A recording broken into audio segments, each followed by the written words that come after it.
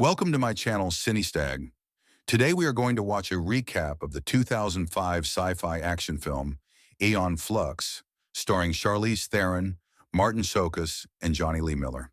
In this video, we'll take you through the story, introduce all the key characters, and break down the major events of the movie. If you're into futuristic worlds, rebellion, and thrilling action, stick around. Let's jump right into it. Æon Flux takes place 400 years in the future, in the year 2415. After a deadly virus wiped out most of humanity, the survivors now live in the last remaining city on Earth, called Bregna. The city is governed by the Goodchild family, who are hailed as heroes for saving humanity. At first glance, Bregna looks like a peaceful utopia, but underneath there's a growing rebellion against the government's control.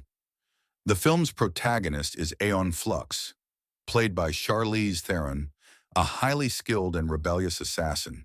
She is part of an underground resistance group known as the Monacans, who are fighting against the oppressive regime of Brenya. The Monacans are led by the Handler, Frances McDormand, who communicates with Æon through telepathic means, guiding her missions. Æon's motivations are personal. Her sister Una, Amelia Warner, was killed by government forces, and Æon is determined to bring down the Goodchild regime for revenge and justice.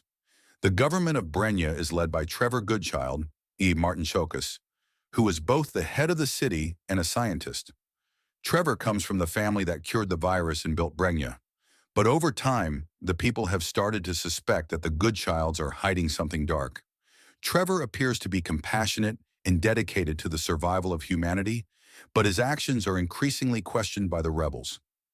Æon is sent by the Monacans on a mission to assassinate Trevor and disrupt the government's rule. She is joined by Sithandra, Sophie Okonedo, another Monacan operative and close ally who has undergone extreme body modifications, including hands for feet, which allow her to move with unique agility and strength. As Æon infiltrates Trevor's compound, things take an unexpected turn.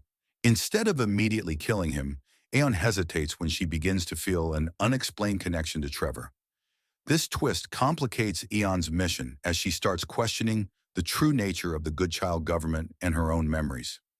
As the story unfolds, Æon discovers that Brenya is not the utopia it seems. The big revelation is that the citizens of Brenya are all clones. After the virus nearly wiped out humanity, the original survivors developed cloning technology to keep the population alive. However, reproduction has become impossible, and the Goodchild family has been cloning the same people over and over for generations to keep the human race going. Orrin Goodchild, Johnny Lee Miller, Trevor's brother, is the real villain of the story. Orrin wants to maintain the cloning system indefinitely, controlling the people of Brenya without their knowledge. He sees cloning as the only way to ensure the survival of humanity, even though it means people live in a loop, unaware of their own repeated existence. Trevor, on the other hand, has doubts about the cloning system. He secretly wants to find a way to end it and allow humanity to reproduce naturally again. His internal conflict makes him more sympathetic, and as Æon learns more about him, she realizes that Trevor may not be the enemy she thought he was. Æon is now caught between her mission to destroy the government and her growing understanding of Trevor's true intentions. She decides to join forces with him to stop Orrin and bring an end to the corrupt cloning regime. However, Orrin, determined to maintain his control, becomes the primary antagonist as he tries to prevent Æon and Trevor from succeeding. In the end, Æon and Trevor succeed in defeating Orrin and expose the truth about the cloning to the citizens of Brenya. The film concludes with a sense of hope as Æon and Trevor pave the way for a new future, one where humanity can evolve naturally instead of living in an endless cycle of controlled cloning. Æon, who began the film driven by revenge, ultimately becomes a force for change, helping to free the people of Brenya from their cloned existence and restore their freedom.